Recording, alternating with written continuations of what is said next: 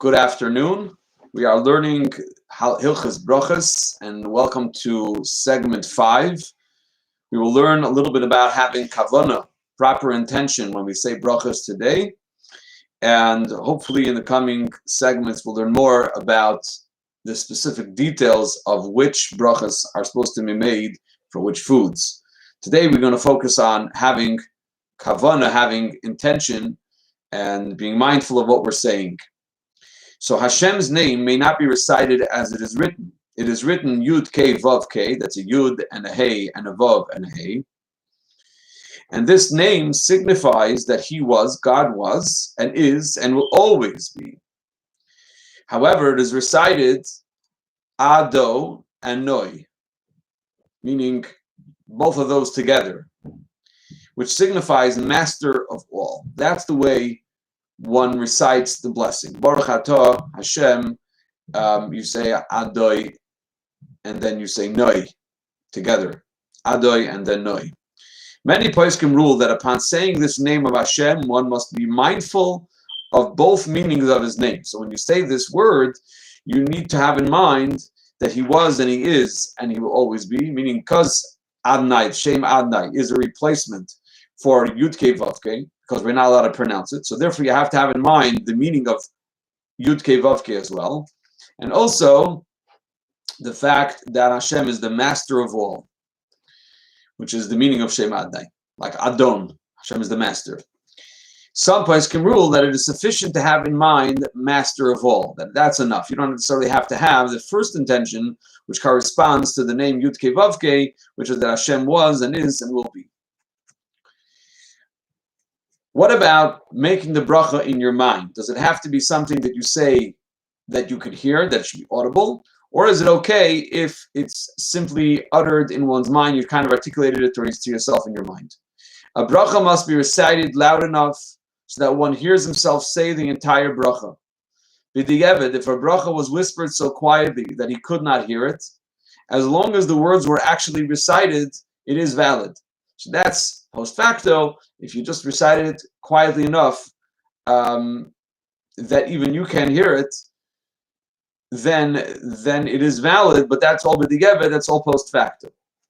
However, if one merely formulates the bracha in his mind without actually reciting the words, it is not valid, because there's a general halachic principle of dvarim shebelev einam dvarim, that words which are in the heart are not considered real words, and therefore, if one just simply thought to himself about his bracha, reciting a bracha, it's not sufficient. Now, what happens if a person has laryngitis and they can't speak? So if in cases where one is unable to recite a bracha audibly, one has laryngitis, according to some poskim, one is permitted to formulate a bracha in his mind without reciting the words. Now, when we recite the bracha, it's important that it be enunciated properly, clearly and distinctively. In many cases, if words are deleted or not enunciated clearly, or slurred to the extent that the meaning is changed, the bracha is invalid. So we need to make sure that the bracha is clearly stated and clearly spoken. To illustrate, here's a couple of examples. If the words melech ha'olam are deleted from a bracha, it is not valid. The words melech ha'olam means the sovereign of the world, the king of the world. If those two words are missing, then the bracha is invalid, it's disqualified. Similarly, if one slurs the words Bayrei Pri Ha'etz and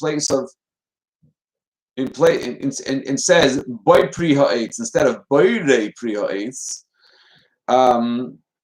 or someone says Macha Olam instead of Melech Ha'olam, the bracha is not valid. It's especially important to enunciate Hashem's name correctly.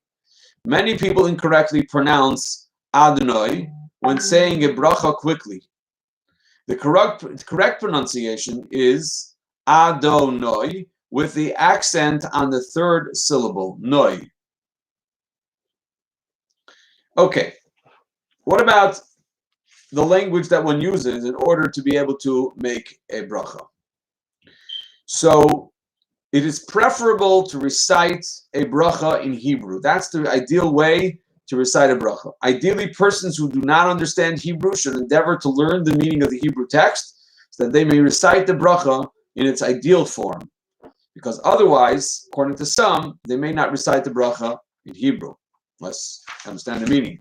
A bracha recited in a language other than Hebrew is valid, providing that the person making the bracha understands what he is saying and that the Hebrew text is accurately translated.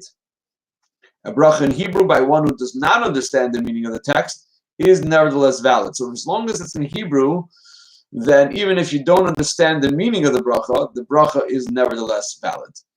Thank you for joining us today. We look forward to continuing our learning, God willing, tomorrow.